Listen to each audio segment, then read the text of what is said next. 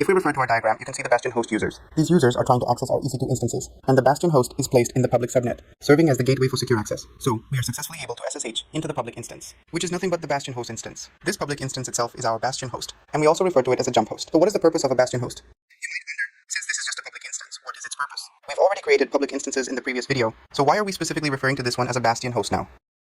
Now, let's take a look at our route table. If we examine the public route table, you'll notice it contains two routes, one for the internet gateway, allowing outbound traffic to the internet, and the other for internal communication, which is the local entry. As I mentioned earlier, this entry ensures the internal communication between EC2 instances placed in different subnets within the VPC. We can say that this entry facilitates communication between all resources within the VPC. We can say that this entry enables communication between EC2 instances. Now we have logged into the Bastion Host instance. As you can see, we are currently on the Bastion Host instance. So, does this mean we are now inside the VPC? Since the user is able to SSH into the EC2 instance, and the instance is inside the VPC, it means the user is already within the VPC, correct? So, this route table has the local entry, which allows communication between resources placed in different subnets within the VPC.